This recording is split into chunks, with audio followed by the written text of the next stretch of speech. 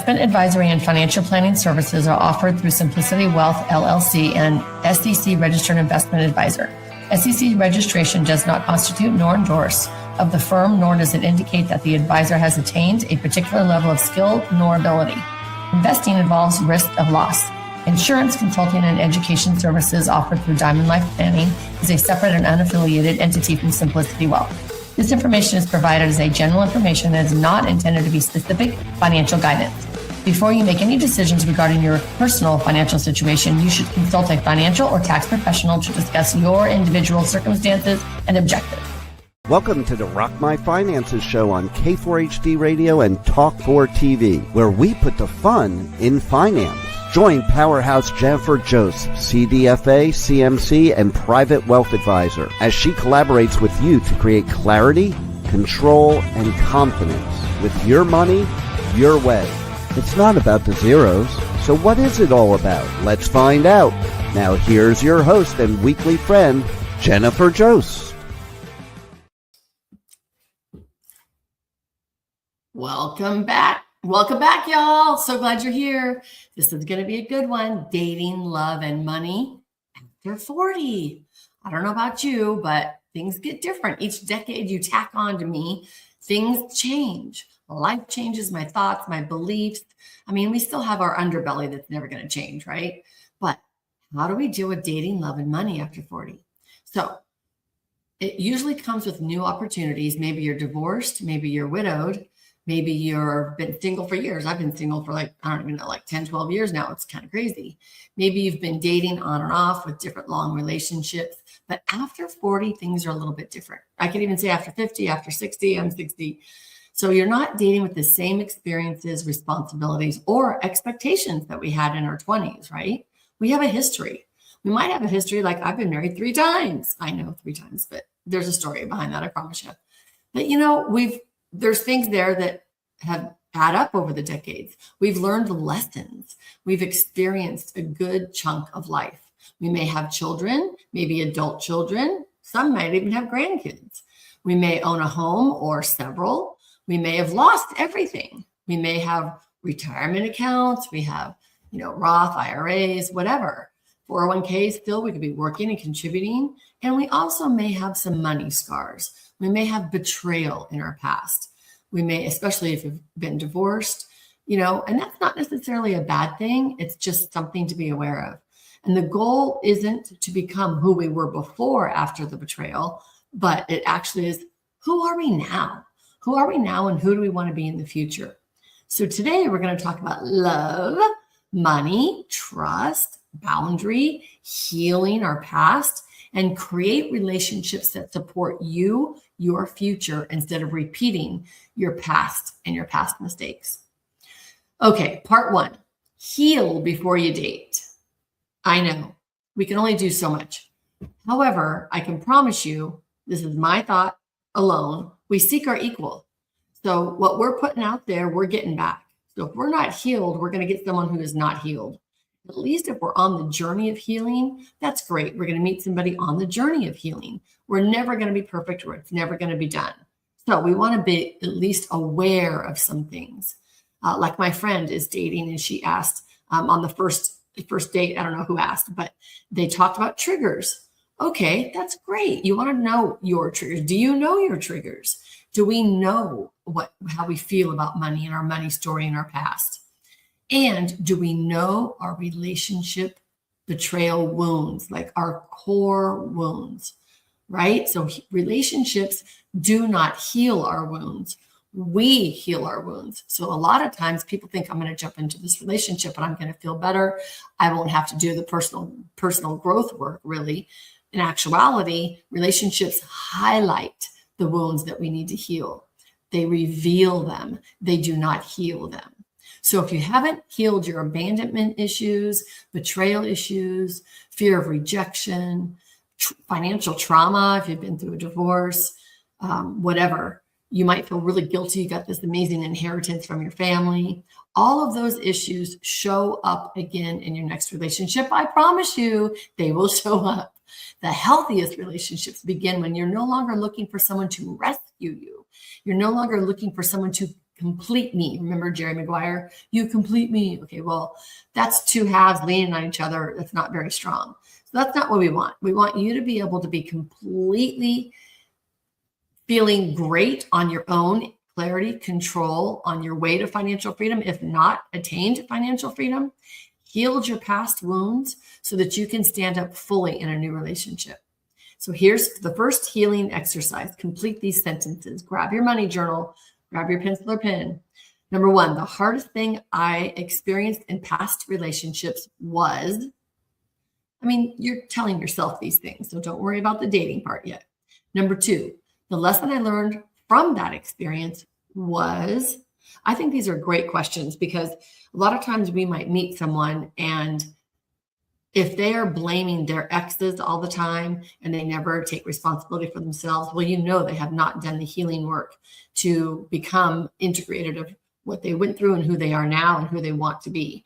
So red flag in just my opinion. Number three, what I need to forgive myself for. This is huge because it's never always one person. I don't care if you got the most narcissistic, violent, crazy, yada, yada, yada. Doesn't matter. You still have some healing to do. You put yourself in that position. You stayed in that position. You accepted what was given to you. We still have healing to do. So no matter what I need to forgive myself is, write that down, and what I am ready to release is. That's great. We all make mistakes. We're all human. The healing begins with the awareness.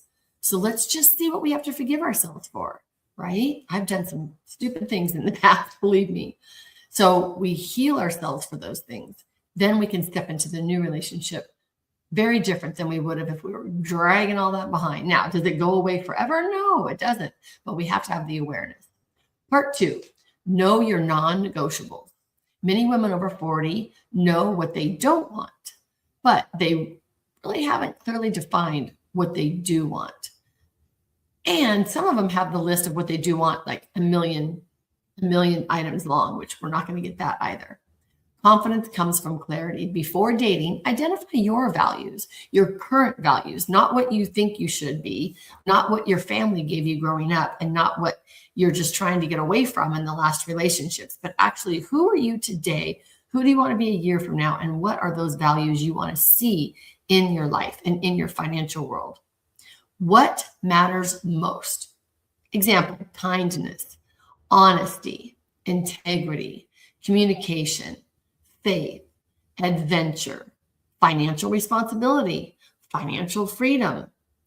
What really matters most to you? Health, body, taking care of your body, whatever it might be. When you know your values, dating becomes easier because you're going to know right from the first date if any of the communications goes towards your top values.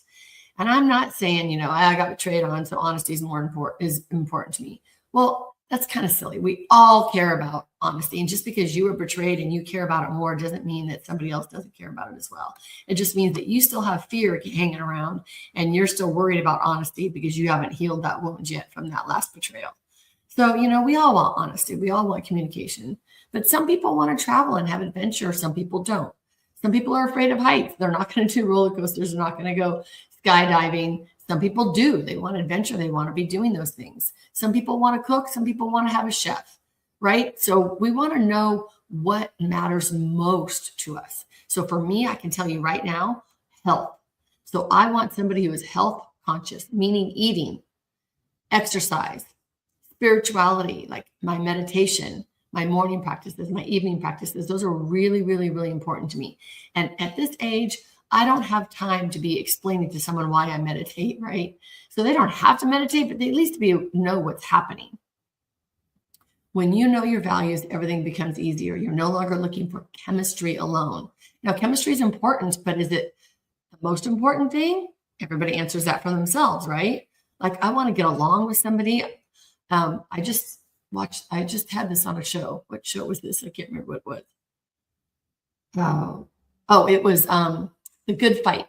So I was watching The Good Fight, and Luca, had a baby. She was coming home from the hospital, and her mom was telling her for the relationship part of things, when you pull up into the front of your house, if his car or her car is in that garage or in that driveway, do you get excited? Or do you not? Do you rather go into the house by yourself? And it's funny because that's so true. So when can you feel that in your past relationships? Like you kind of know what's over when it's like, oh my God, they're home. Please leave, right? That kind of tells you something. Or, oh, I can't wait to go in and share my day. Can't wait to go get a hug or whatever it might be. For me right now, I love that there's no one in my house. So clearly I should not be dating, which I'm not. So, it's like everybody's a little bit different. So here's another healing exercise for you. Make 3 lists. Are you ready? Must have, qualities that you absolutely need, nice to have, qualities that you would enjoy, and absolutely not, behaviors that you will not tolerate. I will not tolerate a heavy drinker. Absolutely will not tolerate that. I will not tolerate someone who does not have manners and who doesn't open the door for me and that doesn't, walk on the outside of the sidewalk. I was talking to my girlfriends about that as well. Like that makes me feel safe. Someone who doesn't listen to try to understand. Those are my absolute nots, right? Now, I want you to put money in here, right? So your must-haves around money, qualities that you need around money. You might have been betrayed hugely by a spender, so you do not want somebody who spends. You might not have healed that wound. You might nice to have someone who has the least amount of money as you do, and then absolutely not. You will not take anyone with credit card debt and bankruptcy, anything like that. So turn that into your money things as well. Okay, part 3, when should you talk about money in the dating? The most common question is, when should I bring up money? Well, probably not on the first date, right? And probably not even on the second date. Money conversation should happen naturally as trust develops. So you don't need to have account balances, Social Security, if you filed for bankruptcy. We're talking more about values. Do they value abundance? Do they value security? Does money equal security to them? They might be sharing that just in conversations, right? So early conversations kind of focus on spending habits, financial priorities, retirement goals, for lack of a better word, right? Financial freedom goals, debt philosophy, and lifestyle expectations. You can glean a lot from someone, just how they travel and how they talk about traveling. They might be, going to all the cheap sites and only getting a deal and 2-for-1s and, just keeping things very frugal. And if you are frugal, that is perfect for you, right? If you like to stay at hostels and, the not the 5-star hotels, the ones that serve breakfast, or do you want the 5-star room service in all my hotels, always with a pool and a hot tub, right? So all these different things that you can glean from someone just in conversation. So we're not really interrogating someone. We're just having conversations and being aware. Another healing exercise for you. Journal this question. What does financial security mean to me? What does financial security mean to me? Many people have never really defined it. Until you know what security means to you, it's difficult if someone else actually shares that vision for you. We all say we want financial security, but what does that mean? Like I had a client that she had to have her house paid off. She grew up that she just had to have her house paid off. Well, and as we know these days, if I have $500,000 making 8, 9, 10, 12, 15, 16, 18, 20, whatever percentage it's making, instead of paying down a 2.5% loan, when you're looking at numbers, it would be better to have your money making money for you in that certain circumstance. However, it doesn't matter to her. Even if you had it in a guaranteed, can't lose 5% CD or whatever, instead of the 2% loan, she still wants her house paid off. That's something you cannot change. That is a value.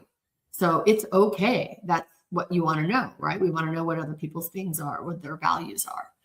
Debt. Do they, like me, I have debt on my credit cards because I want points and then I pay that off. So I use credit cards. There are some people that hate credit cards, will not use them, will not get them, can't stand them because they've been taught or burned, or maybe they were betrayed with credit card debt in a divorce, or maybe they racked up too much credit card in college and in their 20s and they'll just never use them. So everybody is just a little bit different in the way they handle dealings of money. Part 4, financial red flags. I love that we can make that people overlook warning signs. Love can make people overlook warning signs, right? And I don't even want to say love. I want to say infatuation, the lust, not necessarily love, but lust in the beginning, right? Like the butterflies in our stomach. Like, we want to pay attention to this. It's not all about chemistry. Financial red flags can include chronic irresponsibility. That could literally just be someone being late all the time for every date. That could be someone not confirming the date the day before. That could be changing it all the time, and then changing it not for the better, but for the worse for you, right? Financial red flags could be hidden debt. Now, you're not going to know that for a long time, but you might not even find it for a while. Constant financial crisis, like if things are just always happening with kids and ex-wives and families and business and all of that, that could just be a little bit of a flag. Refusal to talk about money, like just keep sidetracking that conversation, expecting others to rescue them. Like, oh, my car's not working now, or I brought the wrong car. It's too big to park. Can we take your car? Little things like that. Like, your house is closer to my job for tomorrow morning. Can I stay here? Just kind of yucky things, right? Like, you're always having to rescue. And as women, we feel like moms. Well, we definitely don't want to be a mom to our lover. So we definitely don't want to be feeling that. Excessive gambling. Maybe you guys go on a trip. Maybe, they talk about, oh, I just got back from a cruise. I lost $1,500 or whatever excessive is to you. Repeated borrowing. Well, I don't even know how you would know that. But if anybody ever wanted to borrow money from me that I just met, that's a huge red flag, right? Financial control. You could probably see it. Like, it comes out in other areas. If they're going to have financial control, they're going to want to control where they eat, where they go, what time they go, where they come back, who's driving, all that. The control might show up in other areas. So the goal is not perfection. The goal is honesty and responsibility. So here's another healing exercise for you, because as we know we cannot fix someone else. We can only fix ourselves. So ask yourself, what red flags did I see but I ignored in my last relationship, or the one before that, or before that, or before that, or whatever, right? All my relationships. There's your weekend right there. There's your weekend at the beach or at the pool. That's your homework. Like, take your money journal with you and say, okay, what have I ignored in the past? Now, I can tell you, I did not have a financial, well, I did in one of my marriages, but I really had a betrayal in a family member. And so that would be a great thing that I've journaled on and come to healing grips with. But that always pops up. So I should do that again, right? Like, what did I ignore? I already know what I ignored, and I should not have ignored that, right? Shoulda, woulda, coulda. But now what have I learned? We got to integrate that. We can't change it until we're aware of it and we remember it. It's easy to forget things. So, that's why we want to write them down in our money journal. Why did I ignore those red flags? Well, because it would be easier for me. I didn't want to confront that somebody else would actually do something like that. Fear of being alone could be one. Like, you really want to be in that relationship. Hope that they would change, or that they would never do that to you, only to their ex-wife or their ex-wife. Wanting the relationship to work. A lot of people really want to be in that relationship, like it says something to who they are to the society, and they feel like half of a person or half of counting, which is very true. I live in a very couples area, and it's sometimes hard to be a single person in that. And growing up with my kids, I was a single mom all the time. All their friends were always married, so that was strange. So I get that you would want to be in that relationship. But write all these things down so that you're actually aware of them. Part 5, trust yourself again. Many women have experienced divorce, betrayal, financial loss. Like, I shouldn't have invested in that one stock or that one thing. We actually stop trusting ourselves. We don't want to do that. So we want to say, well, we do say, I should have known, shoulda, woulda, coulda, right? I missed the signs. I didn't want to look at the signs. How did I let that happen? But healing isn't about blaming yourself. I can tell you now. It's acknowledging it and rebuilding the trust in your own judgment. The fact that something happened doesn't mean that you're incapable of making good decisions. That just means that that's more that you learned in the past of what not to do. And also, it means you're human. So one more healing exercise: create a list that's titled Evidence That I Can Trust Myself. Remember, we always want to flip everything and stay on the positive. So include difficult situations that you've survived, good decisions that you have made, challenges that you've overcome, and then times that you actually have listened to your gut and listened to your intuition. Read it whenever self-doubt appears. Like, read that, check that list out. Like, yeah, I did do that good. Yeah, that was a good choice. Part 6, healthy boundaries around money. Healthy boundaries protect relationships. They do not damage them. So boundaries might include, obviously, no co-signing for loans, and don't combine finances too quickly. I did with my last husband. We were a blended family, so we created one household checking account, but I kept mine, he kept his. Keeping certain assets separate. I love that. Coming from a certified divorce financial analyst, I see this happens a lot. So you want to keep your stuff separate for a very long time until things are really, really dialed in. Discussing large purchases. Like, we want to make that a boundary. Like, if it's going to be over a certain dollar amount, it all gets talked about. I hope these boundaries created some clarity for you, and clarity creates trust for you. And I hope that you include all these wonderful journaling and exercises on your money dates, because I really want you to be able to walk away from dating, love, and I want you to trust yourself, and I want you to be able to say, hey, I rock my finances. We appreciate you joining us today, and don't forget to subscribe to the Rock My Finances YouTube channel for more engagement and bonus content. Tell me, what is your money story? Let's find out with Jennifer right here on K4HD Radio and Talk4 TV. It's not about the zero, it's about the F word, feelings. Feelings Jennifer can't wait to explore with you next week. Until then, let's all say, I rock my finances.